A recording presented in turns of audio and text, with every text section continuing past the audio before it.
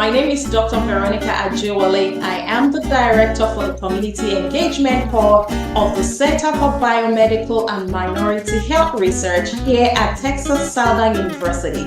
And we want to say a big thank you for joining us for today's program. We are sure that you have had a lot of great information that we are going to use together as a community as we work alongside each of us in advancing health equity.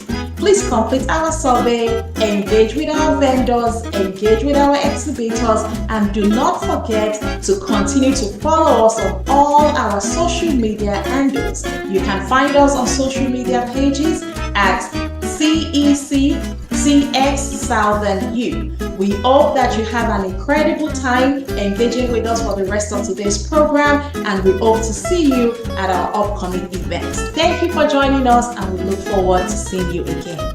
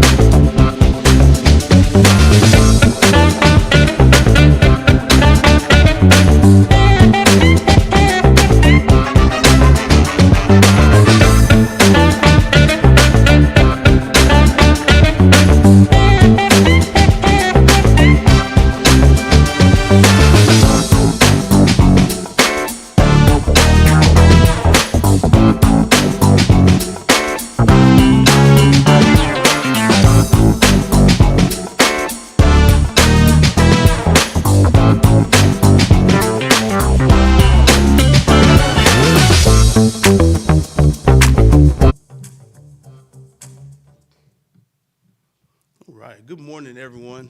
How are you all doing today? Awesome. Thank you for joining us for a very special health education seminar on healthy aging, Alzheimer's for caregivers, education for caregivers. If you are joining us on Zoom, we welcome you to the virtual platform for our health education seminar. My name is Virgil Elkins, and I am the project manager for the TSU Center for Biomedical Minority Health Research. Excuse me. So before we get started, I'd like to ask for Pastor Matthews of the Church, Greater Commission Missionary Baptist Church, to start us off with a prayer. Pastor Matthews.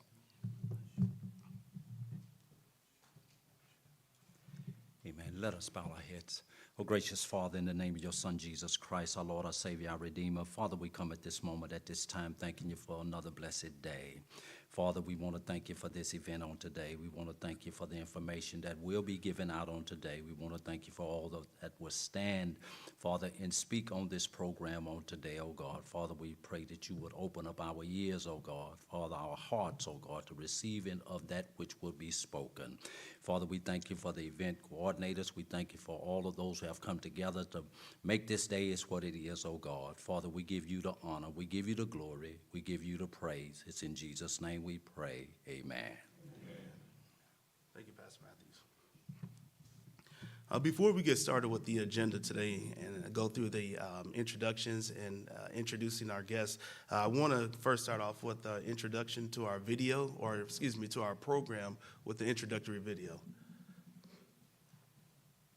Texas Southern University's Center for Biomedical and Minority Health Research Community Engagement Corps is funded by the National Institute of Minority Health and Health Disparity Research Center for Minority Institutions program. The CEC works directly with communities to identify and address health-related concerns and reduce health disparities related to ethnic minorities. We provide health education and partnerships with healthcare systems, federally qualified health centers, community and faith-based organizations. For more information, visit us on social media at CEC Texas Southern U or give us a call at 713-313-1233 or send us an email at cbmhrcommunity@tsu.edu.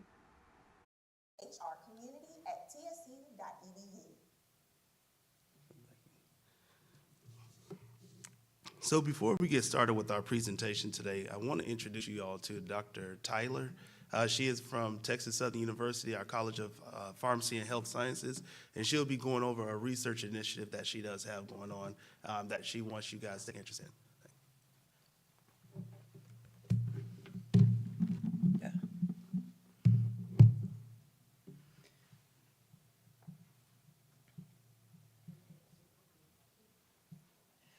Thank you so much for having me this morning. As stated before, my name is Dr. Crochet Tyler. I am one of the assistant professors at Texas Southern University, and today I just wanted to talk briefly with you all about my research, which falls under the CEC umbrella of reaching our minority communities, and we're going to talk about medication. My project is on medication safety. Again, I am Crochet Charles Tyler. I am one of the assistant professors at TSU. I have over 24 years of experience as a pharmacist. Geriatric medicine is my specialty, and I'm board certified in geriatric medicine, so I'm very, very familiar with the population and medication safety in the population. Little background on the study is that medications, as we get older, they become more complex, and people take multiple medications, which can put you in a situation, a negative situation. Sometimes you can end up in the hospital by not taking your medications correctly. So our project, we want to focus on how can we, as pharmacists, how can we meet the community where they are and help support them with their medications. Our why is one of the big things is polypharmacy, multiple medications, medication-related errors, which can get very complex as we age and we take more medications because of more medical conditions. In our minority communities, that is where we have most of the complications with our medications because people are just not aware or familiar with how to take them appropriately. Our goal is simple. Simple goal. We want to improve adherence. What does that mean? Improve adherence. We want to get our minority population to take their medications, take them at the right time, at the right dose, for the right reason. We also want to prevent medication-related problems, such as falls. That's a big deal in our senior population because of side effects of medications. So we want to prevent these drug-related problems in our elderly patients. How do we want to do that? Very simple. We want to use your phone. We want you to use your phone and download an app that we will teach you how to use the app. It's a free app. It's very easy to use, but we will use that app to help you manage your medications. Basically, you will use the app, input all of your medications, and then set an alarm with those medications. Also with the app, you can set it will also can document when you took the medications. Oftentimes when I talk to people or when you go to the doctor and they say, have you taken your medicine? And sometimes you're scratching your head like, I don't know, I don't remember, but the app will keep up with when you took that medication and at what time. Because in the morning for one person does not mean the same for another person. Because in the morning to me could be 6 o'clock a.m. and in the morning to someone else could be 11 a.m. But what happens when we get all that mixed up and we forget that we took the 6 a.m. dose and then we have to take the 11 a.m. dose? It can get very complex and very confusing. So we have identified an app that we think will benefit our seniors, and we want to teach them how to use this app, then also to track their medications. The study has 2 arms. That's one arm. Pretty simple. You download the free app. We teach you how to use it. You work with it for about 6 months. The other arm of the study is that we want to bring a pharmacist to you in a virtual environment. We want the pharmacist, you to log on to the computer, just like we are today. We have an audience online right now, and we want them to you individually log on to with the pharmacist and talk it over with your medications with the pharmacist. Get your questions answered, your individual questions answered, that sometimes when you go to Walgreens and CVS, you're just not able to get those questions answered, or it's such a quick environment, you don't have time, or you moving and grooving and the pharmacist is busy and you don't have time to get it. Well, this study, we want to allow you an opportunity to have a pharmacist meet you virtually and go over those medications. Talk about the over-the-counter medications that you're taking. Talk about the prescription medications that you're taking. Talk about the complications of mixing and matching all of that together. The herbal teas that we don't realize is a medication. It is a medication, and it does interfere and interact with your prescription medications. Very simple to sign up with our study if you're interested. We have a QR code at the table in the back, and you can sign up, give us your name. We're not asking for anything other than your name, phone number, and email, and we'll do the rest to sign up with our program. All of your information is confidential to you. What you share with the pharmacist is a registered, licensed pharmacist like myself. So they're bound by state laws to keep confidentiality. So what you discuss with the pharmacist is what you discuss, but we're only talking about medicines, only questions about your medicines, no diagnosis or things of that nature. If you're interested, to be eligible, you have to live in an underserved community or be minority. Age 65 and older, be age 65 and older, take at least 5 prescription medications, 5 a day, and have access to a smartphone, a smart device, or a computer. For participating in our study, we have a couple of complimentary gifts: t-shirts, water bottles, pill boxes, and other technology gadgets. Thank you so much for giving me the opportunity to come to you to talk to you about something that I'm very passionate about. Medication safety in our senior population is a big deal, and I want to help increase awareness of medication safety in our minority, African American primarily communities, seniors. Thank you so much.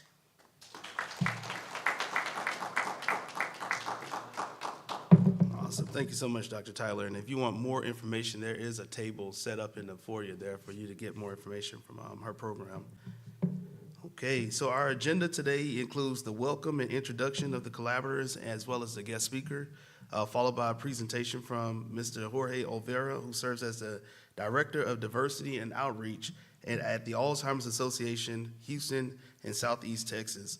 After Mr. Olvero's presentation, we will hold questions and answer period for you all, as well as people online. If you have any questions and answers or questions, we will be tending to those in the chat.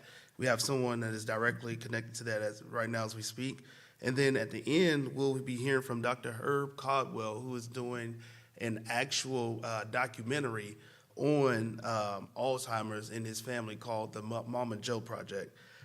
Before I introduce the collaborators, for our online guests, please utilize the Q&A piece in the chat, and someone will take your questions and we will answer them as we go through the presentation. Put my clicker.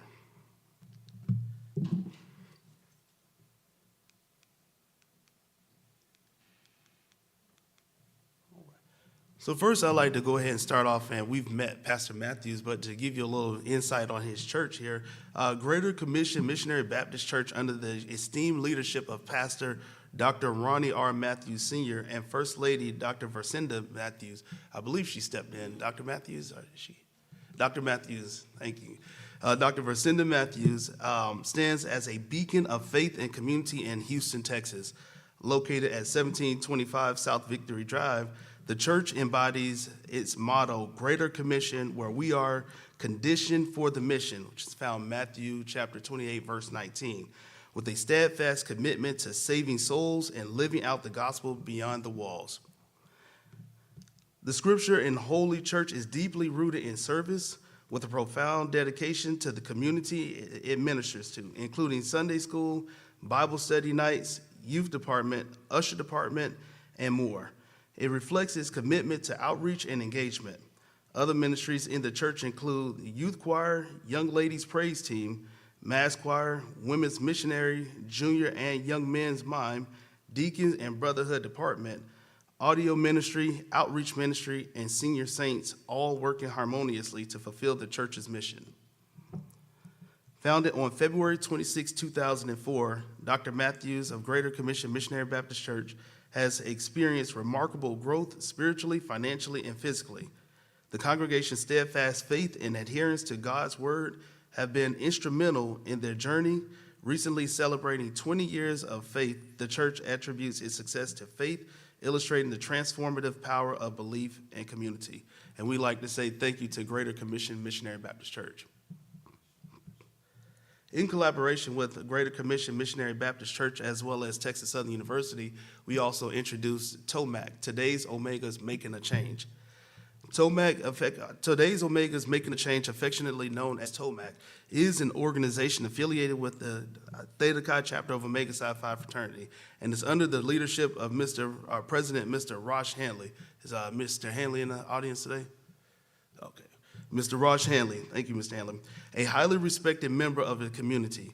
TOMAC is dedicated to serving the community through various service events and activities, including donation drives for shelters and families in need, providing clothing for high school seniors, hosting a fall family festival in collaboration with Greater Commission Missionary Baptist Church, and offering college scholarships to deserving students in the Houston area. Recently, TOMAC has expanded its services to include health and wellness initiatives aimed at improving living habits in the community. The organization's mission is to provide scholarships to local high school seniors while also offering essential services to residents of the underserved communities and aid senior living facilities. For more information about TOMAC, you can reach them at www.tomac55.com. Thank you to TOMAC.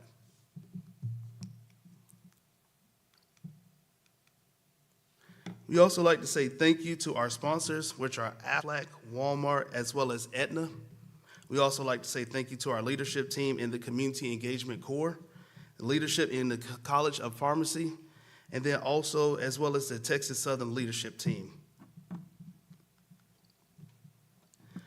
As stated before, we welcome you to the TSU CEC March Health Education Seminar on Healthy Aging, Alzheimer's Education for Caregivers. At the end of the seminar, we will post a survey link for you to give us your feedback on today's experience. Also, we'll have someone passing out surveys before the end of the presentation as well for everyone to fill out. We will give a $15 gift card to the first 10 people to complete the survey and show proof of completion, and that is for in-person attendance only. We will have paper surveys for you to complete and give to our community health workers. And then please complete the CHWCE credit sign-in, which the link will be placed in the Zoom link, or it will be placed up front if you're here if you're a CHW here visiting in person today. The link will be provided in the chat box, and then for our QR code is also another way for you guys to sign in as well for our CHWs. All right.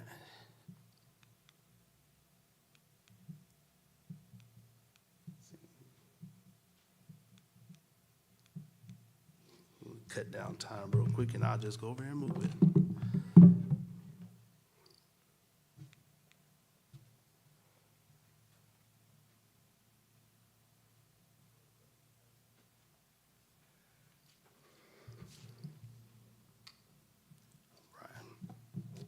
Without further ado, I'd like to introduce our guest speaker for today, Mr. Jorge Olvera, who is the Director of Diversity Outreach at the Alzheimer's Association in Houston and Southeast Texas. Jorge works with vulnerable populations specialized in community health and senior services. He has experience developing programs to address social determinants of health in underserved communities, specifically food insecurities and access. Jorge has served on various nonprofit boards and committees in the Houston area. Most recently, he leads the DEI, Diversity, Equity, and Inclusion efforts for the Alzheimer's Association to increase the reach of services to the LGBTQ community, African Americans, and Hispanic population. He holds a master's degree of social work from the University of Houston. Without further ado, I present Mr. Jorge Olvera, and once we finish his presentation, Mr. Taylor Brian Williams will be coming up to you all who have questions. He'll have the microphone for you all to speak on. Mr. Olvera.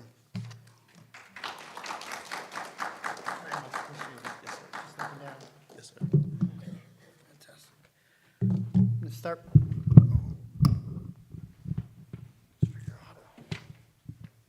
Okay, it's tied to the ground, but I was gonna be able to hold it because I just feel a little safer away from the counter here. But thank you all for the opportunity to be here with you this morning. Certainly it's a pleasure. Thank you to Pastor Matthews and Lady Matthews for opening their doors to us. I was thinking about your mission and the fact that we're here to talk about health, the opportunity to condition ourselves to further the mission and the will of God on this earth. So thank you for doing that. And of course, thank you to the brothers of Omega Psi Phi for helping coordinate this alongside Texas Southern University. Okay, so let's go this way. Fantastic. Again, my name is Jorge Olvera. I'm Director of Diversity Outreach for the Alzheimer's Association, where a lot of the work that we do focuses around people living with Alzheimer's and dementia and their caregivers. And today's presentation is called Advancing the Science. And what we're going to be talking about is people and science, right? We're going to try to bring those two together. I'm going to kind of fast forward through some of the slides that are kind of more on the scientific side. They're meant more for researchers. Nevertheless, I won't rob you of any of the information that I'll be presenting because a lot of it is pertinent to the caregiving journey.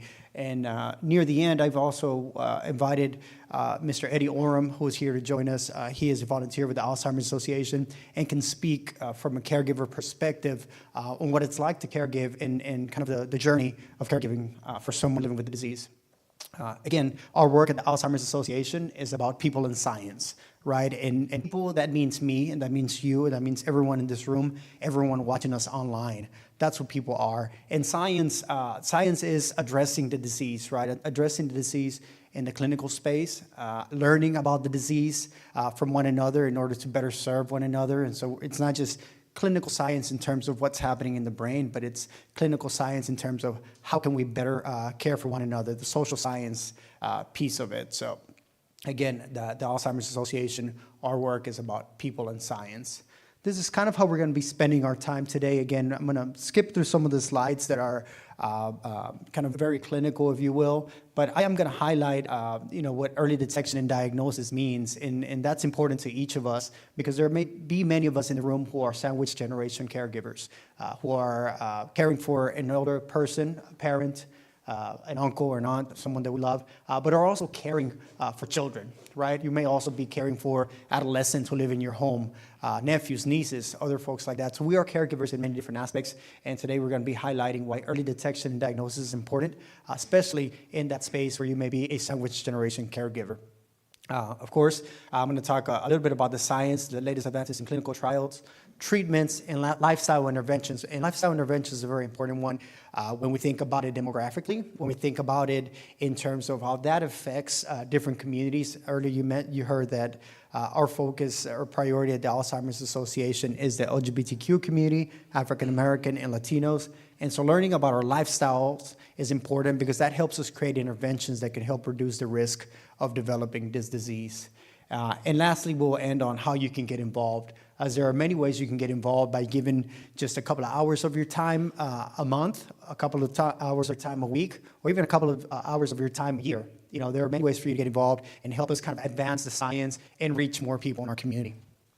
For starters, just going to lay some kind of foundational information. Dementia, as you may hear it, is oftentimes interchanged, is a word that's interchanged with Alzheimer's, right? However, dementia itself is an umbrella term. It encompasses many different types of dementias that exist. The most common, as you can see up there, right up here, is Alzheimer's, 60 to 80%. So you're very commonly, when you hear someone that's got dementia, you're going to run into Alzheimer's disease. However, there are other types of dementia, for example, vascular dementia, right, which has a lot to do with chronic illness. As you all may be aware, minority communities are at higher risk of developing,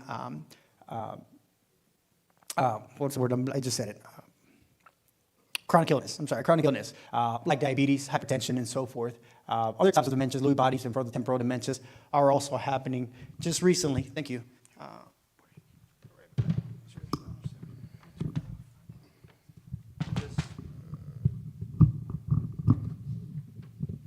was that? Can you hear me? Can you turn it off for me? Hello? Oh, there it is. Perfect. Thank you. Most recently, you might have heard of frontotemporal dementia, which is has been on the news a lot as Sister Wendy Williams has been diagnosed with frontotemporal dementia. Of course, many of us saw it. Some of those things happening as she was on her show several years back, right? Bruce Willis is also another artist or celebrity who has recently been diagnosed with frontotemporal dementia. So you may hear those types of dementias mentioned more commonly. We do understand that very commonly, mixed dementia is very prevalent. That means that people are going to have more than one dementia, right? So it's not just Alzheimer's dementia that's present in a person, but they also have other types of dementia, for example, frontotemporal or another type of dementia. These are the figures from 2023, which still kind of remain very, for the most part, true. More than 6 million Americans are living with Alzheimer's. That number actually has now gone up to 6.9 million Americans as of the data that came out just a couple of weeks ago during our facts and figures in mid-March. So that's 6.9 million Americans living with the disease. You can almost double, if not triple, that number of people who are caregivers, because for every person who has some sort of dementia, there are commonly 2.5 to 3 people who are caregiving for them, right? Whether that be a spouse or a child, a daughter, a son, a nephew, or grandson. And later I'm going to mention a little bit of that because adolescents and teenagers, children can be caregivers as well, and they oftentimes are if they're living under the same roof. Now, a couple of things to highlight here that I think are important. One is 1 in 3 seniors dies with Alzheimer's or another dementia. So if you think about the seniors in your perhaps in your church, right, there is a likelihood that many of them may be developing some sort of either mild cognitive impairment or neurocognitive decline because 1 in 3 seniors dies with dementia. Another one that I think is always very surprising to people, and of course we hear about people who have breast cancer. Just briefly, if you've heard of anyone who's had breast cancer, just raise your hand, if you will. So that number is significant here in the room, and I imagine it's online as well. What about someone who's got prostate cancer? Again, we're learning today about the work that Texas Southern University is doing around both of these, right? Because these are very important. Well, Alzheimer's and dementia, unfortunately, kills more than breast cancer and prostate cancer combined, right? It's something we don't realize because oftentimes that goes undiagnosed. right? That oftentimes goes undiagnosed because people don't realize that it may be a dementia. People may just assume that it's part of the aging process, right? As people get forgetful, as there are behavior changes, they assume that it may be part of the aging process when in reality it is not. Again, Alzheimer's disease is a continuum, right? It starts in the asymptomatic space. This can happen as early as 20 years before a person starts showing symptoms, where some of those proteins start to settle in the brain. And you may not be able to see them. They may not present themselves to you, but however, those changes are happening in the brain when those proteins are settling in the brain. Now, you can only see this through CAT scans or PET scans currently, right? So through actual clinical trials, if you will. So what we want to do is whenever we start recognizing some of those early signs, we want to bring our loved ones in, right? Because an early diagnosis opens the doors to treatment. Where we are in this disease with dementia, treatment is only available to those who are able to identify it early, right? Because treatment can only make a difference currently if people are diagnosed in the early stages of the disease. And I'm going to go through them in a second, but again, people start with the asymptomatic phase, then they move into what's called mild cognitive impairment due to Alzheimer's disease. These are the very early stages where you might start to see some of that loss in a person. Maybe they start repeating themselves, right? Or maybe they start forgetting certain things that they perhaps have always known. They've been going to work now for 20 years, 30 years, and all of a sudden they get lost on their way to work or they get lost on their way to church, even though it's a place that they've commonly gone to, right? Then we move into the mild stage of dementia. This is where you actually get a diagnosis of dementia. There's 3 stages to this piece: mild, moderate, and severe. In the mild stage, it involves symptoms that interfere with their activities of daily living. So that could be things like bathing, forgetting to eat, those types of things. Then they move into the moderate stage where the symptoms interfere with many more activities of daily living. At this point, safety becomes an issue, right? Maybe they left the water running or they left the stove on and they've left the stove on one too many times. Safety becomes a concern right around this space in the moderate stage. And that's when we need to perhaps start having very serious conversations about caring for this person, especially if this person is caring for someone else, right? In our communities, maybe grandma or grandpa is who's in charge of picking up kids at school in the evenings or in the afternoons, right? Or they're caring for a youngborn, and they may not have the ability to be able to do those things. And so safety becomes an issue not only for that person, but for those around them as well, right? If they're driving, again, another safety concern. So something to consider in that space. And then once they reach the severe stage of Alzheimer's disease, the symptoms interfere with most daily activities, and that's the point where they need some sort of assisted support to continue living, right? That's either someone that's caring for them 24/7, being in a facility that can help them get through their day, and so forth. Here is what may impact risk of cognitive decline or dementia. I know that our conversation today is about Alzheimer's and dementia in general. However, I do want to highlight how Alzheimer's and dementia can negatively impact communities that have historically been underserved. That's our African American communities or Hispanic communities that are oftentimes being affected at greater rates, that are oftentimes at greater risk of many other diseases than the general white population. And that's something that we mentioned earlier, like chronic illness, right? I'm going to backstep here into what are called non-modifiable risk factors. Age, as you age, you're more prone to develop dementia. Genetics, again, something that we cannot change. Race and ethnicity, again, African Americans are twice as likely to develop Alzheimer's or dementia. Hispanic Latinos are 1.5 times as likely to develop Alzheimer's and dementia. I'm going to talk about them in modifiable risk factors in just a second and why that is so. And women, people living with Alzheimer's and dementia, 2/3 of them are women. And so this disease unfortunately affects women at a greater rate. That is research that we're still trying to figure out why that is the case. Indirectly, it also affects women because, as you all know, we take a lot of pride in our women caring for households, right? They help us rear our children. They help us raise our families. They're the ones that we look to nurture. And so indirectly, they're also highly affected because they're the ones caregiving for a person living with Alzheimer's and dementia. That task often falls, if it's a parent, that may fall to the eldest daughter who's doing the caregiving. Oftentimes a granddaughter, right? If there's only a son in the relationship, I'm sorry, not a granddaughter, daughter-in-law, right? That task may fall to them. And so indirectly, sex and gender in this case affects women for that reason. Now, there are modifiable risk factors here. Substance use, right? I think for many decades we've talked about the existence, for example, of what am I thinking here? Bars and liquor stores and things like that that have been highly targeting underserved communities, right? And so the use and abuse of substance use increases our risk factors, right? Again, especially in underserved communities, education, traumatic brain injury, physical activity, or access to physical activity, access to green spaces, right? Which is often a concern in communities like ours where safety is a concern, lighting, stray dogs, those types of things, right? And so access to green spaces is a concern. So all of these are what we call not, modifiable risk factors, things that we can to some extent change, but when we're affected by them, they increase our risk of developing Alzheimer's and dementia.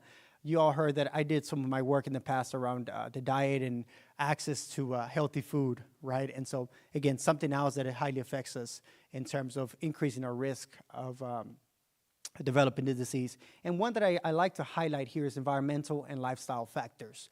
I grew up on the east side of town, closer to Pasadena, Channelview area, and my whole childhood has been, my background has been the refineries, right? And I've seen it, and so all of those things increase our risk of developing Alzheimer's dementia.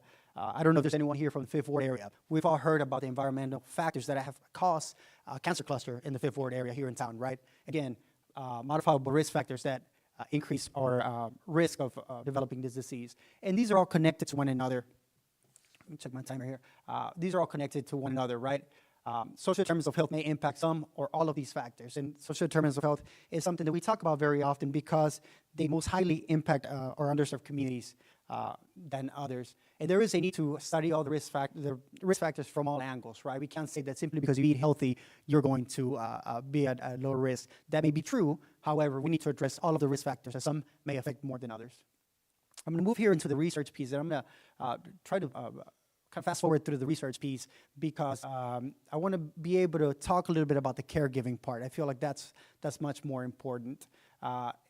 Again, the Alzheimer's Association is the world's largest funder of Alzheimer's research, nonprofit funder. We are the third largest in general, just behind the Chinese and American government. We have over 405 million currently active. These are research projects that are here in our own backyard, right? So Baylor College of Medicine, UT Health, Methodist Hospital, University of Houston. I believe there's a couple of researchers at Texas Southern University who have been funded by the Alzheimer's Association. And so there is plenty of research happening even in our own backyard.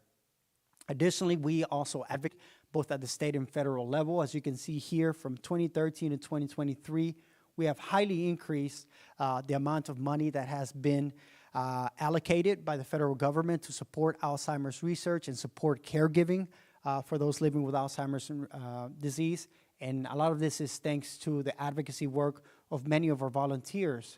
All of these folks here, and I mentioned to you earlier that we have the presence of our brother Eddie Oram. He's here with us. He's an advocate with us who will be traveling to Washington, D.C. in just a week to advocate on our behalf with Congress. Early detection and diagnosis, right? An early diagnosis can have emotional, social, and medical benefits. Some of the bigger benefits, and I don't think that it's up here, is making sure that we address things, conversations in our families, right, on the emotional aspect perhaps, when it comes to this disease, right, preparing for what may come. Unfortunately, and I mentioned it earlier, no cure for Alzheimer's currently, right? We can slow down the progression of it, but it needs to be captured in the very early stages. You guys remember the continuum? It needs to be identified in the mild cognitive impairment or early stage of the disease in order to gain access to some of the treatments that exist. And so an early diagnosis is very important. And early diagnosis helps us to improve health outcomes, right? We can live if we can live a healthier lifestyle, make some lifestyle changes early on, it will give us more time to spend time with our loved ones over time. It also helps us participate in clinical trials. Again, we're still trying to understand this disease, right? We're in a second, I'm going to show a slide of the continuum of this disease since it was first identified in 1906. And participating in clinical trials is very important because we're still trying to understand it. We're still trying to understand how it affects minority communities, and so the engagement of minority communities is very important in this aspect. I'm going to talk about it in a little bit more in just a second. And again, effectively manage the cost of care, making sure that an early diagnosis helps us understand how to treat the symptoms, helps us make decisions, perhaps, that we need to make at home, for example, around living wills, powers of attorney. If any of us, or those of us who are business owners who may have a home, a car, valuable things that are belong to us, making sure that we have those powers of attorney, so those things don't get lost in the judicial system, if you will, when a person is unable to make decisions, and so that's important. Again, I mentioned earlier that 20 years or more before the symptoms appear in a person, they may already start developing those changes in their brain, right? Some of those proteins, I think we're going to talk about tau tangles and beta amyloid in a second, but 20 years before a person starts to show those symptoms, that stuff the proteins may already be settling in their brain. So today we're modernizing the diagnosis through biomarkers like CAT scans and PET scans that can help us identify it early and will help us reach an earlier diagnosis. As people kind of go on the continuum of the disease, once those symptoms do start showing, really history and cognition being most important, are what's going to tell us that a person may be developing Alzheimer's. But if we can catch it early through biomarkers, we have an opportunity to give people access to some of the treatments that are available. Here are the therapies that have been approved for Alzheimer's disease. Again, the Alzheimer's disease was first identified in 1906, right? So just a little bit over 115, 118 years ago by Dr. Alzheimer's. It really was not until 90 years later that we had Aricept, right? That helped us treat some of the symptoms around cognitive function. And since 1996, we have developed more drugs to help us address some of these symptoms. Again, from 96 to 2014, we addressed the cognition and function pieces, and you might see the commercials for a lot of these things. Are you noticing changes in your daily activities? Are you forgetful? And then they start to market some of these drugs that you may catch. In 2020, we had Belsomra, which again you'll see plenty commercials for, and that addressed a new symptom, which is the insomnia piece. But it really wasn't until 2021, right, 115 years after Dr. Alzheimer's identified the disease, that we had aducanumab or Aduhelm. And this was the first treatment that was approved by the FDA to treat Alzheimer's and dementia. Again, also needs to be captured in the very early stages, and I'm going to show you in a second why. And then in 2023, we had lecanemab, or what we otherwise know as Leqembi. Aducanumab, which was the one that came out in 2021, has since been recalled, so you may not have access to that one as of now. However, there is access to lecanemab right now, and we are in a place where we may be hearing of a new drug here in 2024, if not early 2025, called donanemab, that's kind of on its way to being approved as well. And then you definitely have seen the commercials, and if you haven't, you're going to start seeing them now for Rexulti. That's a new drug that was approved just last year that addresses one of the symptoms, which is agitation, right? Something that often happens to people in the early to middle stages of the disease, a lot of agitation. And so you'll start seeing those commercials for Rexulti very often. Y'all remember I showed you the continuum of the disease right here, starting with asymptomatic, moving into mild cognitive impairment, mild dementia, moderate, and then severe.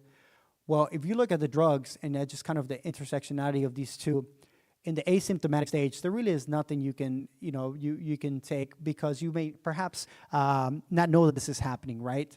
But really, the drugs that do exist that slow down the progression, aducanumab and lecanemab, those would be the most effective, if you will, in the mild cognitive in early stages of dementia. So this is why early diagnosis is important. This is why as soon as we start to identify those early signs of the disease, we need to be able to get that diagnosis, right? Because the current drugs that slow down the progression are the most effective in the mild cognitive and mild dementia stages. once we perhaps maybe a little bit late into the diagnosis because we assume that this is something that happens as you age, and we don't bring mom or dad or whoever it is to get an official diagnosis, we may already be in the moderate to severe stages of dementia, in which case we may not, the drugs that slow down the progression may not be as effective anymore, right? What we can do at that point is just treat the symptoms, like any of the drugs that I told you between 96 and 2014. Again, here, they're gonna treat those symptoms like cognition, function, insomnia, agitation, and so forth, right? So this is why early diagnosis is important. I wasn't sure if it was going to show it, but yes, here's a new phase of treatment. Again, the new drug that you may be hearing about in the news here in the next probably several months is the donanemab. This drug that's supposed to have been reviewed and approved by the FDA in Q1. There are over 140 unique therapies that are currently being researched, right? And there are therapies for all sorts of things around Alzheimer's and dementia. Today, the ones that I've shown you about primarily target amyloid beta and tau tangles, which are these things that settle in your brain. But there are other types of research that are happening so we can better understand this disease. Again, as you can see, around neurotransmitters, around bioenergetics and how those are affecting our brains. Here in the centerpiece, I think there's another slide coming up, but this portion in the middle is what signifies a human brain. On the left side is what a healthy brain looks like. On the right side is what a person with advanced stages of Alzheimer's disease brain looks like after some shrinkage of the brain there. So again, as a recap on the what we've been talking about, risk reduction is very important. Addressing risk reduction is very important. Making sure that we care for our bodies early on in terms of doing preventative activities. Today, we believe that up to 40% of dementia cases could be prevented or delayed if we address some of these preventative practices, right? Preventative practices like I showed y'all earlier, eating healthy, remaining physically active, right? Perhaps if we can, moving out of those environments that affect us, right? Especially environments where, again, the places like where I grew up, on kind of the shadows of the refineries in the Pasadena, Channelview area. Physical activity, making sure that we remain active, making sure that we control our disease if we have diabetes or any kind of chronic illness. And cognitive and social stimulation, the importance of being socially engaged, right? I assume that there's a senior ministry here, making sure that you're engaged in that senior ministry, making sure you're attending the services that a local community center may have. If none of those are your preference, making sure you're going out with friends, right? Remaining socially active. Calling on your brothers and your sisters. When someone, one of the unfortunate things that came out of the pandemic is that it caused us to all remain at home. And oftentimes relationships were broken because people were not able to see their friends anymore. They were not able to be as socially active as they perhaps had been before. And so we saw a lot of increase in diagnosis of Alzheimer's and dementia for that reason, because people were being kind of held at home. So again, cognitive and social stimulation are very important, including, again, going to church, when you can. Fantastic. So that brings us to the urgent need for inclusion of individuals of underrepresented backgrounds in clinical trials. Oftentimes, and you all might have heard of this, we are severely underrepresented in clinical trials. Minority communities are severely underrepresented, and so if we want to understand how to advance the science, if we want to understand how to address Alzheimer's and dementia, we need to make sure the treatments are equitable, right? We need to make sure the treatments are not only accessible to everyone, but everyone is represented in the clinical trials so that we are represented in the treatment options, right? So as we are severely underrepresented, I encourage you all to participate in clinical trials. We heard from Dr. Crochet Charles earlier this morning about engagement in her research project. I know Texas Southern University and Center for Biomedical Minority Health Research has several clinical trials you can get involved with. At the Alzheimer's Association, as you all saw, there were over 140 therapies. There are hundreds of clinical trials you all can participate in. The way to get connected to the clinical trials at the Alzheimer's Association is through a website we have called Trial Match. ALZ.org Trial Match. It's kind of like a dating site, if you will, for clinical trials. You go in there, you input information, and Trial Match will find a research that you may be eligible for, right? There are clinical trials in all different spaces of science. For example, there are clinical trials that may be more like bench clinical trials, right, where they actually want to do CAT scans or PET scans or those types of things to better understand your brain. But then there are clinical trials that really just want to understand your lifestyle choices, and how we can reduce risk based on the lifestyle choices that you make each and every day. There was a study we're kind of coming to the end of here in Houston called the U.S. Pointer Study that looked at lifestyle choices for minority communities, and that research project has been exceptional for us because it's helping us understand how we can reduce, again, up to 40% of cases by learning about the choices that people make. How much can we reduce the risk if we're able to support you in remaining physically active, in helping you, in support you in eating healthy, right, remaining socially active, those types of things. And so, again, if you're looking to get involved, Trial Match is your place. And being involved in clinical trials does not only mean bench clinical trials where they're going through a CAT scan or a PET scan. It also just means looking at your lifestyle choices. And so I'll leave you with the resources of the Alzheimer's Association. Our website is available to you at any time. You can change the language if that's necessary on the website. If you want to learn about the research that's happening, alz.org/research. And finally, this phone number here, 800-272-3900. If you know of anyone who's perhaps living with this disease, I want you to give that phone number to them. All of you here in person, those of you online, it costs nothing to call that number. You can call it 24/7. We can help you strategize. We can help you understand the disease. We can help give you education about this disease at that number. Again, it's available 24/7 in over 200 languages. You could call at 2 in the morning when mom or dad wakes up and doesn't recognize anyone, and perhaps you're looking for a strategy to overcome that, right? You can call even when you don't even know what question you have and talk to a clinician on the other side, most often a social worker, who's going to help you identify what you may need. There's a story about a woman who, and I recently learned this story, whose mom woke up every morning and she was in a bad mood, right? And of course, we saw some of the drugs that can help with that, but she was always in a bad mood. She had insomnia overnight, woke up, was very agitated, and this woman needed to figure out how to change her mother's mood every morning. And she learned a strategy that worked for her. This woman would tell her mom every morning, "Mom, I have fantastic news for you, Mom. I'm pregnant." And mom would be so excited at the fact that her daughter was pregnant. We're talking about a woman who was probably in her 50s and mother was in her 80s. The likelihood that this woman was pregnant is very low. I don't think that woman was pregnant. However, she would tell her mother that every morning, and that would change mother's attitude, and it would help them overcome whatever obstacles they had that morning, right? The agitation piece, the insomnia that she had just had the night before, and it would help them get through their day. And that was their strategy. And the next morning, guess what? She would tell mom again. And then the next morning, she would do it again, right? So making sure you understand those strategies that can help you overcome, because Alzheimer's and dementia is something you have to deal with every single day, right? And every day, there may be a different strategy. There's a strategy that I actually heard from a man who would have dinner with his mom, and mom thought that she was having dinner with her husband, right? And she didn't realize that was her son, but he reminded her of her husband who had been deceased for a few years, and he stepped in there and would have dinner with her as if he was her husband, right?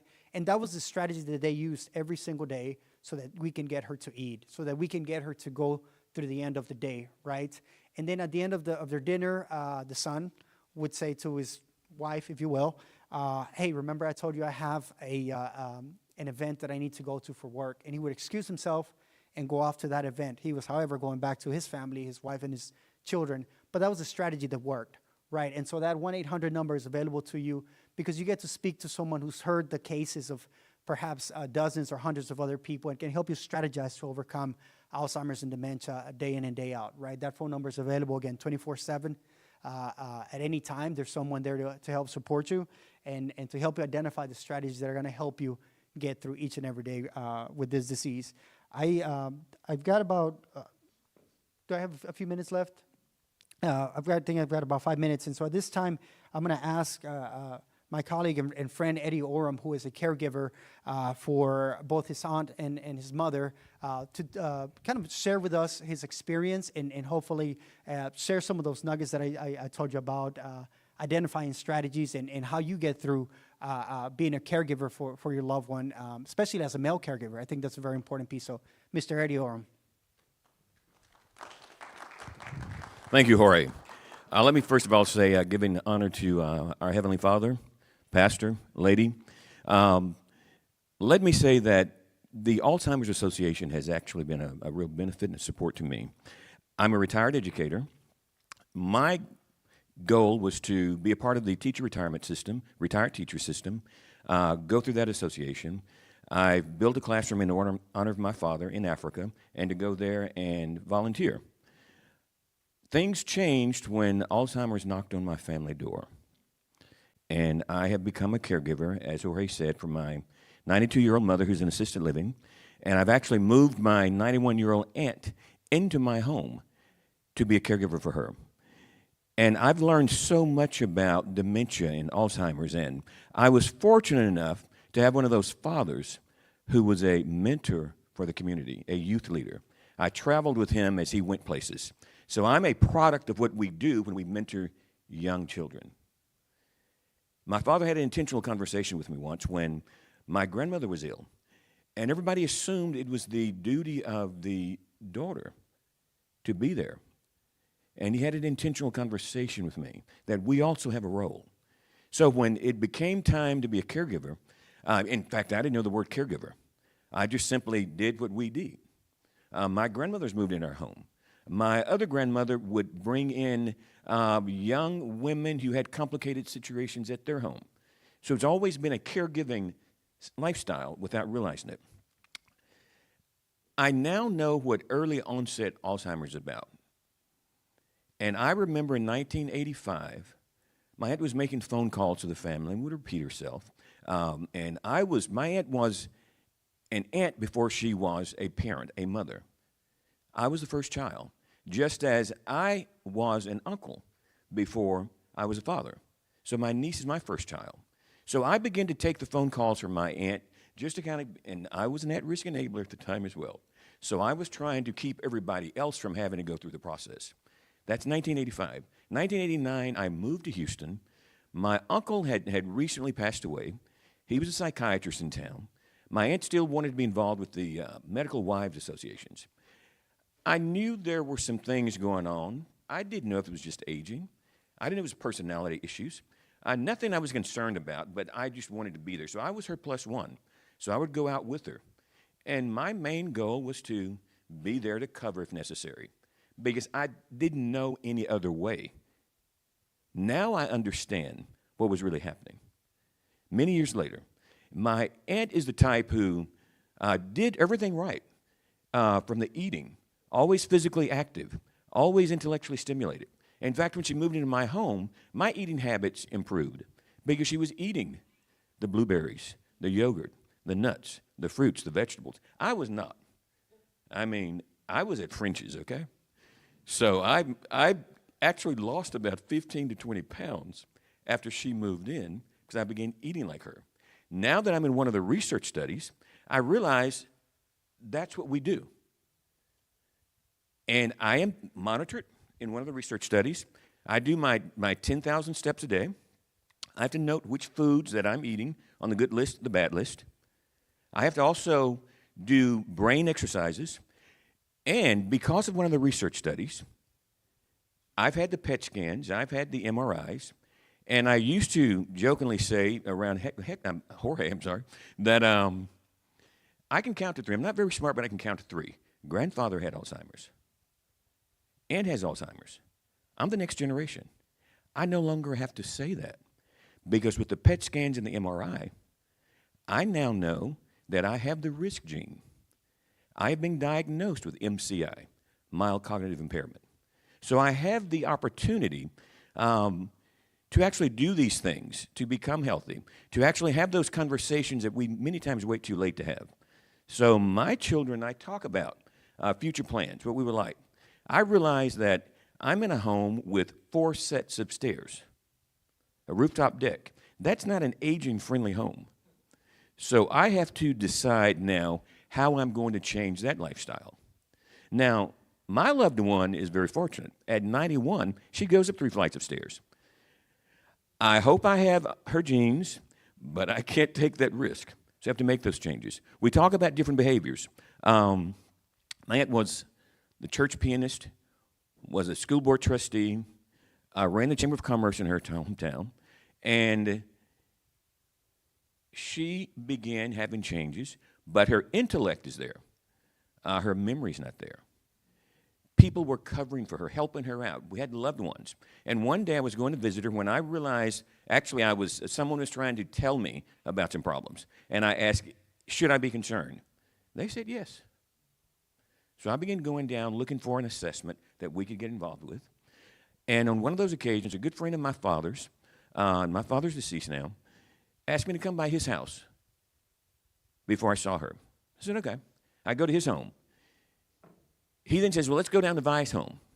We go down to somebody else's home. By the time I'm approaching the driveway, I see cars in the driveway. I'm thinking, I think I've seen this on television. This is when they begin to tell me that they've saved her medical information.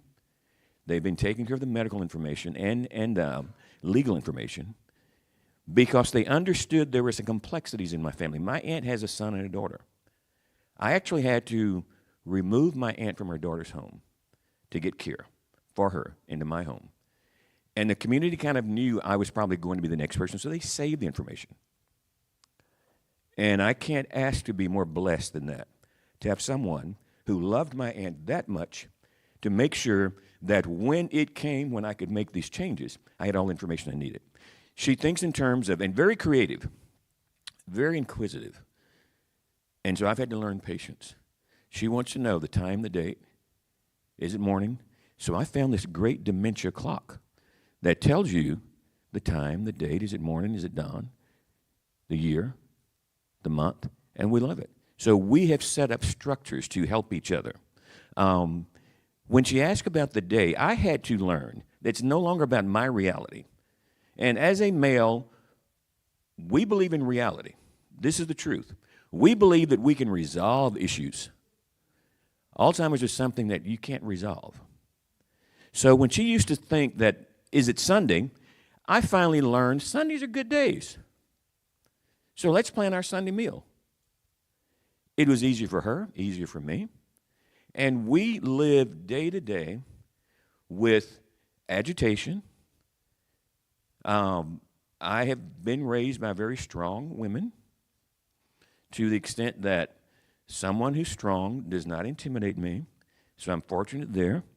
And sometimes when she's aggressive, we have worked out ways to deal with that. And we also know that every day is an opportunity to be a new day. If last night was bad, then today can be very good. We're blessed to have our aging loved ones, and I'm very blessed to have had the background and the influence from parents who believe in being there. As we look at where we are in the future, it is extremely important, as Jorge said, for us to become involved in our trials. One of the reasons that I got into a trial was simply, what happens if there's a cure, but it does not cure people like me because we weren't in the trials? So that's one of the reasons I wanted to be involved. The lifestyle, the brain HQ on the computer I do, the social engagement, activities like this. And let me say, as I bow down so we can have questions and answers scenes, it's important that we look for the resources that the Alzheimer's Association has. It's important that we recognize, and I'm very fortunate, that we have a department that Jorge runs with diversity strategies to begin looking at our communities, because it is us who really needs the information, because we're affected by all the reasons and all the substance and causes that were mentioned earlier. So let's get involved. Let's do what we have to do. And let's take care of our loved ones. And let's take care of ourselves. And let's make sure that we're tested. When we have signs, check it out. It may not be a dementia. It may be a medication issue. It may be, I'm just tired. Let's learn the difference between aging and dementia-related behavior. Thank you.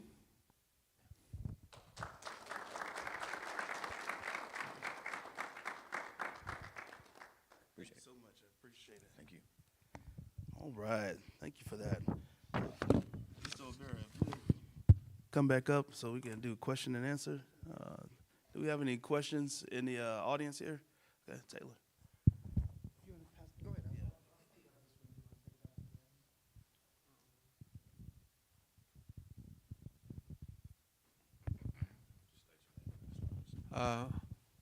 I'm Howard Houston. I have a question. My daddy had Alzheimer's, and he died of Alzheimer's. I'm 52. I started forgetting stuff when I started turning 50. But I was wondering, is that like a hereditary thing? Am I going to get it when I get to my 70s like my daddy did? And thank you, Mr. Houston, for your question. And very good question. I don't know if everyone online heard it as well, but your concern is that your daddy had dementia. Yeah. You're now 50, and you're worried that you may develop it as you age, right? So the short answer is no, but it's a yes and no response. And I don't know if this is going to help you, but I hope that it does.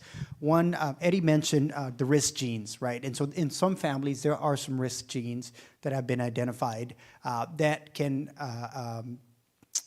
increase your risk of developing Alzheimer's and dementia, right? As he said, he can count to 3. His grandfather had Alzheimer's or dementia. His aunt has Alzheimer's and dementia, and he unfortunately has that risk gene, right? Now, that can only be identified through some of the clinical trials that he's gone through. So to your question is potentially, but the reality is very, very, very low. Right? What may happen, and again, we learn about risk factors, is that you perhaps have had a lifestyle that's very similar to your father's, right? And so you have also increased your risk of developing this because you've had a similar lifestyle, just as he has. The short answer is no. Simply because he had it does not mean that you are going to develop it. You cannot be 100% sure that that's going to happen.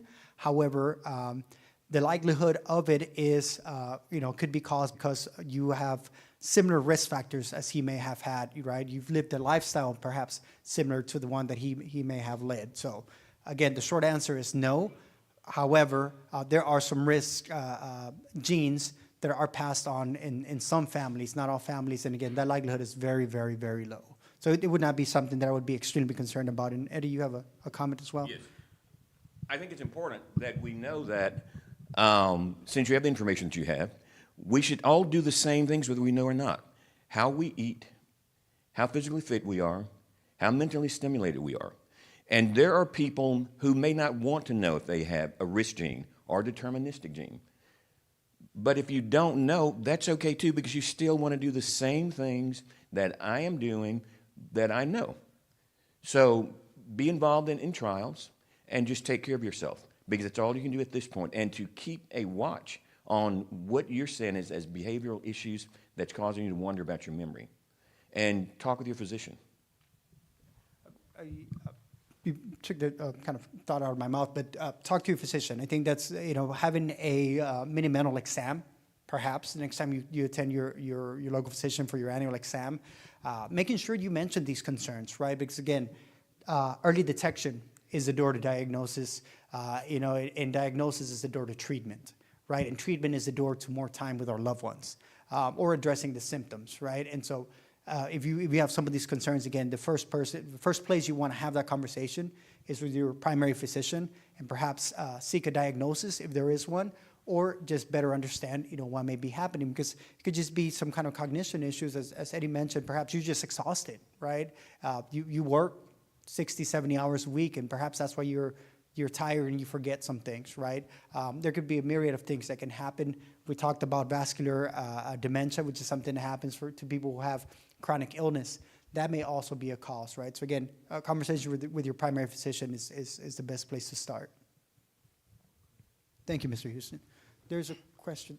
Hello, Benyamin is my name, and my question is that I saw something about an environment or environmental hazards, I guess you could say. I never heard of that being associated with Alzheimer's, which for me is a cognitive disease. That's all I know about it, really. I kind of hear more about that, like the actual environments that I guess cause you to are more likely to contract the disease, if that's the right terminology. Sure, sure. And again, when we talk about some of these environments, we're talking about decades of living under those circumstances, right? And again, I mentioned the cancer cluster in Fifth Ward. You know, it doesn't happen overnight. We're talking about families that have lived there for generations, or at least for decades. You know, drinking the water from the ground, or the air that they're breathing. So that's what I meant when I talk about environmental factors, right? Being exposed to those things, those pollutants, is something that over generations or over decades can cause people to be at greater risk. You know, there's you know, folks who grow up next to the highway, right? And how does that affect for example, any fumes or anything that you are day in and day out, you know, breathing because you just happen to live next to the highway, right? Or to a cement plant. Here in Houston, we've heard the concerns about cement plants for years, and guess where cement plants are in Houston? They're everywhere, right? They're here in Acres Homes. They're over in the Fifth Ward area where I grew up as well. They're in Channelview where I grew up as well. So those types of things. That's how environmental factors affect you over time. And we're talking about being in a space that it kind of exposes you to some of those pollutants over decades, and so that's what increases the risk of developing not only this disease, but you know, many other diseases, breathing problems, COPD, you know, asthma, those types of things. You know, we understand that the exposure is really what causes the increased risk. Thank you. Good afternoon, Stan Norfleet. For those that may come from an athletic background or be connected to somebody, and a lot of conversation around CTE, just curious your thoughts on from symptomatic, you know, the start of, are they linked? Are there any commonalities, the differences? If you could share that, that'd be great. Thank you. Yes, and thank you for that, because it was up there on the presentation, and perhaps that's why you brought it up, and I didn't mention it, so it's completely my fault for not mentioning it. But there is a connection certainly to CTE, right? We have a great relationship, the Alzheimer Association does, with the NFL Players Association and Retired NFL Players Association, because exposure to impact, exposure to those types of things certainly does increase, you know, your risk of developing Alzheimer's and dementia. One thing that, and again, I didn't mention it, and I probably should have, is the exposure of minority communities into jobs that are highly physical, right? That put you at higher risk for some kind of traumatic brain injury, right, that expose you to the elements for many hours at a time daily, right? So our brothers and sisters who work in construction, roofing, you know, asphalt laying, those types of things, all of that exposure, all of that increased risk to traumatic brain injury, to the elements, are things that increase your risk of developing Alzheimer's and dementia. And there has been research, I mean, Junior Seau, is that how you pronounce his name? Right,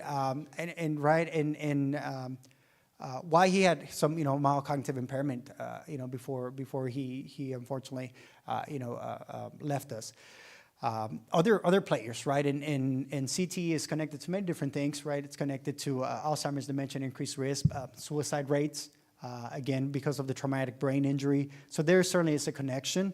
It's something that we understand, and again, that's a relationship that the Alzheimer's Association has today with Retired NFL Players Association and with the NFL Players Association in terms of having them be part of the clinical trials, better understanding how traumatic brain injury can increase your risk of developing Alzheimer's and dementia. And it was up there. I didn't mention it, and perhaps I should have. But yeah, CTE is something that is something that we look at a lot more today than we have in the past. Good afternoon. My name is Rashid McGuire. So I kind of got like a two-part question, but I'm trying to formulate it into one, I suppose. Okay, so this is for caregivers, because I heard you talk a lot about the caregiver, right? So for those caregivers who may be looking over one that has Alzheimer's, or think they may have Alzheimer's but don't have a diagnosis, what's the best way for them to get their loved one in for testing? Because a lot of the times they're apprehensive about going about getting those answers, right? So one, what's the best way to get that loved one in to get a diagnosis? And then the other part of the question is, for the caregiver, if the loved one does not have a diagnosis, how or what are some signs that the caregiver can pick up on and say, okay, well, maybe we do need to take them in because I see something, kind of not right here, for the layperson who just doesn't know but something is wrong. What is it that I'm looking at? What is it that I'm seeing? Do I need to call now? Do I need to take them to a hospital? Can I just go to a minor emergency care place or whatever? So can you speak on that? Absolutely, and thank you, Mr. McGuire. There certainly is a two-part question. I'm going to answer the first one, and I'm going to look to my colleague, Mr. Oram, to answer the second one from his experience as a caregiver in identifying those early signs. But the first one is about early detection, right, and how to have that conversation. One thing I always talk about in this aspect is about language. And I'm not talking about language in terms of English, Spanish, and that sort, but it's language in terms of how do you explain to someone that they have cognitive decline. Right? Alzheimer's and dementia is a scary word, right? It's a word that's aggressive. It's a word that means that to some people, it may mean a death sentence. It may mean like, this is it, this is the end, right? I've reached that point where I've learned that, someone who develops dementia, they're done, they're out. And that's not the reality, right? And so hearing the word Alzheimer's and dementia can be scary, right? It's a very scary word. So it's about language, and it's about saying, can we talk about brain health? Right? Can you tell your loved one, say, I'm concerned that you're forgetting some things. You don't have to bring up Alzheimer's or dementia, but you can say there are safety concerns, right? And I'm concerned that, you've crashed 3 times in the last year, you park your car and you forget where it's at, where you left it out in the grocery store. Or, you've let the water running now and the bills have been up because you left the water running. And these are the good safety concerns, right? There are very bad safety concerns. You left the stove on and the house catches fire. Or you forgot that you were caring for your 2-year-old grandson and now the grandson walked out, or you just, you forget those types of things. So those are the uglier sides of the safety concern, right? So language, I think, is very important. Second is, I talked about powers of attorney. You could always reach out to your loved one's primary physician and say, I have concerns, and let them know ahead of time so that the primary physician can make, do that mini-mental exam during their annual exam when this person's coming in. So if you have power of attorney and you are able to make some medical decisions for them, medical power of attorney, calling that physician ahead of time and saying, look, I have these concerns, and I would like for you to address them in the exam room, right? Oftentimes, the person who may be living with the disease or may have that cognitive decline may not bring this up in conversation with their physician, or the physician themselves may not bring it up, right? We know the physicians are strapped for time. You've got 5 minutes to go in and out, and I've got to address your diabetes, your hypertension. I got to address your medicine. I've got to address so many other things. But if you're able to bring that up with a primary physician, calling ahead of time, and if a medical power of attorney is present, making sure you let them know these are the concerns, and I want to make sure that this happens inside of the exam room. So that's what I would encourage you to do. If the person does not want to do those, does not want to have that conversation with the primary physician, again, identifying a way to make sure the primary physician ask those questions. Eddie, I'm going to look to you to answer about the early signs that you saw in your loved ones. Okay. That's an excellent question. Let me first of all say that if you know your loved one and you're around your loved one a lot, you will be the first to see some of those changes. Siblings who may not be around may not notice those changes.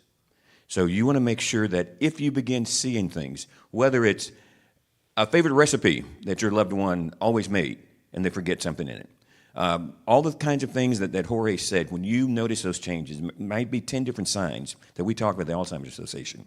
But what do you do as a caregiver? Sometimes you have to be subversive. In my case, when I wanted my mother, who did not have Alzheimer's but was aging, to go to the doctor, I said, I need to go to the doctor, and I'd love for you to come with me. And the doctors are already hip to what we need to talk about. With my aunt, I realized I may not be the person to have a conversation. So I took my sister and another relative for us to begin the conversation. And I had a 4-month waiting list in Houston for an assessment. I went to her hometown. We began the conversation. She said, I can prove to you I'm okay. I'll go to the hospital right now. It was a small town, and she could get her assessment. I said, okay. The assessment came back, and she was then referred to a neurologist because they saw some signs. Many times you might want to coordinate it with a favorite activity of theirs. Hey, let's go out to lunch at your favorite place. And afterwards, we need to go by the doctor's office. One of the things that Jorge said was really excellent. Help your physician to know why you're there. And nowadays, they always begin with some questions about the date, may ask you to do some things. They're doing a check for cognitive decline. And when that check occurs, that's what they're really looking for. We're about to release a blood test that you can take to see if you have further reasons to get diagnosis. But you have to do what's necessary for your loved one. You must approach them in a way that's very convenient and comfortable for them. The people that I love and take care of, they know when I'm frustrated. They know when my eyes go sideways. They know when I'm not feeling it. So I have to make sure I'm checking on myself. So as we're taking care of our loved ones, as a caregiver, make sure that we are learning how to be mindful. I actually realized at some point when I was a caregiver for Mom, for my aunt, I'm also a father, also a grandfather, also a community activist, and I was not being my best. So I went and talked to the therapist. One of the best things I ever did. And it keeps me mindful. I have to do my breathing exercises. I have high blood pressure. I mean, the dentist has sent me home. So I have to make sure that I'm mindful, I'm in a mood, and I'm patient, and you have to learn what to do. But love and patience are two important things. And if you have to be subversive, be subversive. And it's easier with my loved ones to say, I need to get some things checked out for me. Will you come with me? And so they come with me, and we can start the conversation about both of us while we're there. Thank you. Good afternoon. My name is Rosh Hanley. I believe during your presentation you showed costs for dementia across the United States. I'm just curious, are there any funding for the caregiver or the patient that you're listing on your website? There's another website, and I don't think it's up here, it's Community Resource Finder, which you can get through AOZ.org. But there are a lot of supports, and I think you're thinking in kind of different spaces in terms of the caregiver support. One may be available to support the caregiver in terms of caring for the person living with the disease, whether that's respite care. They may somewhere they can take them for the day while they go out and rest or shop or do whatever they need to do. So those things are available. There are financial supports in some cases. The website's going to give you more Community Resource Finder will give you more support because these things change state by state, and the funding is different in each of the states. Here in Texas, there is some support. One of the things we're advocating for at the state level currently is financial support for caregivers. Unfortunately, here in Texas, there's 400,000 people living with Alzheimer's. That's over 1 million caregivers. That's over 1 million caregivers that are not being paid for being a caregiver. Right, so it's one of the things we're trying to advance policy around is caregiver support in terms of the financial piece, but in terms of the kind of general caregiving support, Community Resource Finder will help you identify, again, those states that do have that financial support as a caregiver, access to respite care, for example, if you need those support groups that may be available to you. I know we haven't talked today about support groups. If there are support groups that can help you in conversation, being with people around you who can understand that what you may be going through. We have a widowers support group. We have a men's support group, a space that's safe for men only to talk about caregiving. We have an African-American support group with Wheeler Avenue Baptist Church, for example, and we have other support groups throughout the area, Spanish support groups, LGBTQ support groups that are going to be spaces of safety where you can talk about your caregiving experience. But all of those, all of that support is available to you. We can go start at our website, alz.org, and from there you can navigate to Community Resource Finder, which is a partnership between Alzheimer's Association and AARP to find what resources you may need as a caregiver. But again, there are financial supports in some states. There are a lot of supports in terms of caregiver support groups, just talking to people, having conversations, respite care. There are other programs in the city of Houston. Alzheimer's Association is not a standalone organization and, your only source. There are other organizations that can help you with a day center, if you will, where your loved one can go for the day as you go to work or do other activities. There are programs where there are churches around the region where your loved one can go for a couple of hours and be socially active with people who have been trained to engage people who may be dealing with dementia, and you can leave them there to be amongst their peers while you go and do other things. And so that sort of respite care is available to you. So I just want you to be aware that no one should face Alzheimer's alone. No one should be in this battle alone, and there are resources available to you. Greetings, everybody.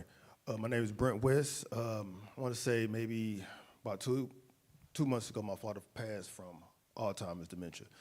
I know within our minority community, we love food. Is there a connection to a disorder, maybe hypertension, diabetes, that may be a stepping stool into that? Yes, absolutely, yes. Thank you, and thank you, Mr. West, for your concern. There is, and so I talked about modifiable risk factors, and of course, Eddie's talked about the research that he's been involved with that looks to address lifestyle choices, and there is in chronic illness, right? Mismanaged diabetes, hypertension, high blood pressure, all of those things put you at greater risk. One of the things we always say is, and of course, each of us understands this, the brain functions on blood from the heart, right? And the heart is the primary engine that will keep our brain going. And so when we have concerns about our high blood pressure, about our diabetes that affect the heart, right? All of those things are affecting the brain. Many of those things can be managed, or many of those lifestyle choices can be changed, by eating healthier, by remaining more active, having a healthier heart. And again, a healthy heart could signify a healthy brain. So I would say those types of things, as I alluded to Mr. Houston earlier, right? The fact that you may have a lifestyle that's similar to your father's, right? In terms of your diet, in terms of your physical activity, that could be something that could be connected, right? And so it may not be genetic in terms of, because my father had Alzheimer's and dementia, I'm going to get it. That may not be the case, right? But we are at a place where if we can change those things early, those modifiable risk factors we talked about, we can certainly reduce our risk of developing Alzheimer's and dementia. I think I said it's 40% of dementia cases that could be reduced if we're able to identify those risk factors. Again, physical activity, healthy eating, very, very important just in general. Thank you. Thank you. Thank you so much. Thank you.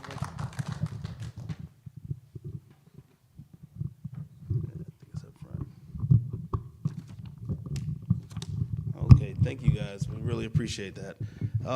Before we move into our closing, I want to introduce a special guest, Dr. Herb Campbell, or Caldwell, excuse me.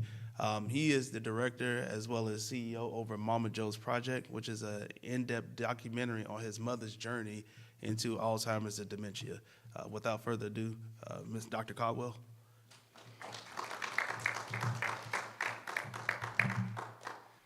Good afternoon, everyone.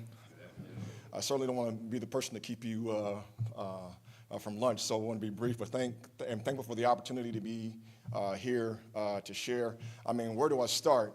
First of all, let me honor you, man of God, because in our communities, this is where it starts, right? These are things that we've swept under the rug for so long and have not dealt with, and we're grateful for all the health advocates in ministries, but when you have the senior pastor himself who will stand up and lead these types of organizations, and especially have you brothers and you men who are here to be here and share your stories, I certainly appreciate you. So just about a year ago, I felt like I had what was a divine tap, okay? And I don't know how God talks to you, but this is what I heard that morning. You're a filmmaker, tell your mother's story, and have it ready by first quarter of 2025. So my mother was this all-world community servant. She turned her life into helping and serving others. I heard someone mention it earlier, never saw my mother smoke, drink, eat a double cheeseburger, avid walker, loved to read, but yet she ends up in 2015 with an Alzheimer's dementia diagnosis. So our family was pretty flipped up and switched. A lot we've dealt with because of ignorance, misinformation, lack of preparation. But if we can turn this story and connect it to research, community engagement, right, and education, help other individuals and families, because the reality is we're living longer in America. But why live longer at a decreased quality of life? And so I was born in 74, so that means I turn 50 in a few months if God allows. And I'll be in a Alzheimer treatment center for my early detection. And cameras are going to be there to help capture. You want to know why, brother? Because I'm terrified. I don't want to do it. But if I don't show what it looks like to help demystify the process, how are you going to go? And so if we can use these journeys so that more of us are educated and aware, and then we can be prepared, that's what it is. And one of the things that we want to do is we have this film. It will be out. That's why I'm actually in town. But I had to cancel a filming session yesterday because I ended up in the hospital, in the Houston hospital, because my mother was ill again with pneumonia. And what I saw in that time was when I got to the hospital, I just wanted to stay a few hours and hang out with my mom. But when I looked at my father, who was born in 46, so I think that makes him 78, right? And I looked at my father and saw how bewildered he was. And even though it was his turn to take a shift, Virgil, I said, Dad, I got it. Again, I was terrified. I was afraid. But if I didn't give my father, my sisters a break, then who does? So it's going to take all of us to be a part to help this thing. So before I take my seat, I just want to tell you, because it jumped on me so tough. If you want to think about what it's going to take to help with health in general, and particularly caretaking, whether it be Alzheimer and dementia or not, can I help you quickly? Self-control. It's going to take meekness, or the ability, when you know something, you ain't got to show you a boss just for boss sake, right? So you can say, even though it's not really Sunday, yes, it's Sunday, let's have a meal. It's going to take faith. You're going to be grounded. You have to believe in things. It's going to take goodness, because you're going to want to be selfish and do other things. It's going to take gentleness, because no matter what, that's my mama. And she needs to be treated with dignity and respect. Long suffering, right? You just got to be patient as you're going through this process. You're going to have peace, right? So when my older sister didn't show up to take her session, ain't great at fuss, it's still all love. I can handle it, right? Then you approach it with joy. Yes, I haven't had a particularly meaningful conversation with my mother in about 6 years now, but my mother told me more before the time I was 21 than most people get in a lifetime. So yes, it's another day I can still kiss my mother on her forehead when I see her in about 2 hours. And then at the end of the day, it all is about love. And at the end, love never what? It never fails. It never stops. It never ceases. So just want to encourage you all. Also, before I take my seat, I want to acknowledge these two young gentlemen here. They're just not handsome gentlemen and scholars. They're my nephews, but they're more than my nephews. They are caretakers. For more than half of their life, they have spent taking care of my mother. So it impacts us all. I was in Atlanta 2 weeks ago. Had a chance to film the Jimmy Carter Center and with the Rosalind Carter Institute for Caregiving. And she said something before she passed earlier this year. She said it for many years. Only 4 types of people in the world: people who have been caretakers, people who are going to be caretakers, people who will be, or people who are going to need them, right? So this escapes none of us. And so hopefully this film will be just a tool that's going to help get us all. And I got to tell you, thanks so much to you and Dr. A, who's not here, and to the center, because one of the things we want to do is we're filming in about 16 states in D.C., but we'll also be back in churches.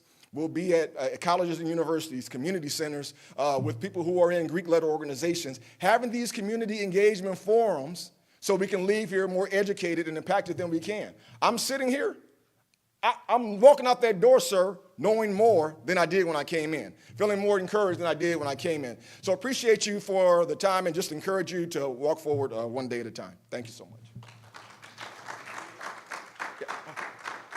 Yeah, so this is just a quick snip. Again, we're just, the project is called... Who is Mama Joe? A friend, sister, devoted wife, community champion, and amazing mother, not only to her 10 children, but as play mom and loving surrogate to many others from all walks and backgrounds. She was dedicated to enriching lives as social worker, pastor, and fierce advocate for the hurting and hungry, including her signature feeding program, which is still active today. Our family was initially rocked by my mother's dementia diagnosis. We're sharing her story so others can be informed and prepared. One of the hallmarks of dementia and Alzheimer's disease is changes in a person's memory or thinking. They may have a more difficult time remembering the names of people they've just met, remembering why they walked into a room or what they were looking for. We're going to have more old people, and that means we are going to have more people who are dealing with Alzheimer's and dementia in the years ahead. We are getting older, and we want to prepare for that, whatever that looks like, because it's not fair to our children or our relatives if we put them in a position where their life is altered greatly. 2/3 of the people living with dementia are women. We know that African Americans have dementia at twice the rate of white Americans, and we know that Hispanics have it at 1.5 times. So that clues people into the fact that the social determinants of health have a lot to do with people's increased risks for dementia. Family members often become caregivers for ill loved ones, like Noah, who has assisted with Mama Joe's care for half of his life, but is now 5 hours away at college. And I'm just away completely. I know she misses me, and like I'll come back and she'll light up, but it's hard. I'll be in my room just thinking, and then it'll come up, my Mama Joe at home sick. He's found support on campus, including from the university president, who also served as a youth caregiver to loved ones with dementia. I want to continue to advocate for advancing health and safety and innovation through Dillard's University and my own personal family and my own philanthropy to help others to deal with this life-altering situation we find ourselves in with dementia and Alzheimer's. Combining Mama Joe's story with the expertise of researchers and practitioners, this film, along with community outreach events, serve as tools to better position families for aging, brain health, and an improved quality of life for all.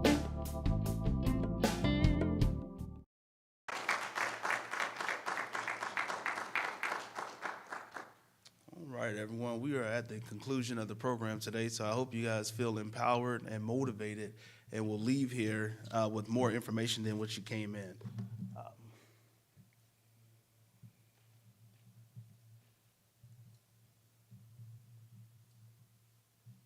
Gonna put up a couple of announcements before we head out and conclude.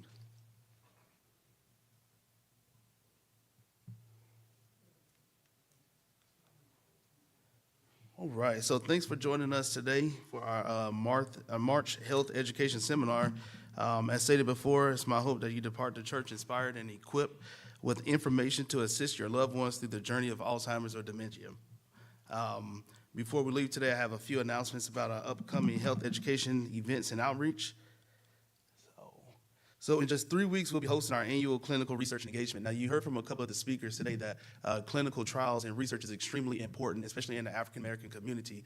This will be held on Saturday, April 20th from 9:30 to 2:30. One of the things that I want to stress is one of the events that I want to stress is that we hosted a community engagement studio earlier in the month or last month, and they discussed African Americans participating in clinical trials. It gained the attention of two pharmaceutical organizations, CEOs, and so they're going to actually be in attendance for this clinical research and engagement conference to hear what you have to say about participating in clinical trials. So it's very important that you take down this information. We also have flyers up front for you to take with you to come out, participate, and give your thoughts and opinions on participating in clinical trials. This will be held on the TSU campus, and we'll have our guest speakers, panel discussions. Also, we'll have a light breakfast followed by a hearty meal afterwards for lunch. Coming up in June, there we go. In June, we'll have our technology, artificial intelligence, and data in healthcare, what we need to know. We'll be going over myths and questions surrounding AI in healthcare, health technology, mobile apps, case studies, speaker sessions on informed data, sharing, and panel discussions on the respective topic. So that's going to be a very interesting one because we are entering into the age of technology where technology will be the sole source of resources for us and education in the future versus, community engagement. And then in May, we'll host our Mind Matters, Prioritizing Emotional Well-Being and Self-Care. That's a partnership with the Theta Chi chapter of Omega Psi Phi as well as Good Hope Missionary Baptist Church. That will be May 4th at 1 p.m. From 1 p.m. to 2:30, so that'll be a guest speaker as well as a panel discussion. So we hope that you join us there as well. And then as we close out year 4 of the CEC Health Education Information, we are finishing up the calendar of events. So next month will be the end of this year, year 4. Year 5 will begin June 2024, which we just discussed, the AI Technology Health Education Seminar, and it'll go all the way up until May 2025. So if you would, please follow us on social media sites, and for more information, you can email us at cbmhrcommunity@tsu.edu. Our contact information is on our display table in the back. We have flyers and also little giveaways for you to take with you. I'm Virgil Elkins, and I thank you again for your attendance and participation. Thank you. Hello, and thank you so much for joining us today. My name is Dr. Veronica Ajewale. I am the Director for the Community Engagement Core here at Texas Southern University. We want to say a big thank you for joining us for today's program. We are sure that you have had a lot of great information that is going to help us together as a community in addressing health disparity. Please feel free to share your comments with us, complete our survey, and most importantly, follow us on our social media pages. Our social media handle is CECTX Southern U. Again, we want to say a big thank you for joining us today, and we hope that you continue to connect with us. Thank you.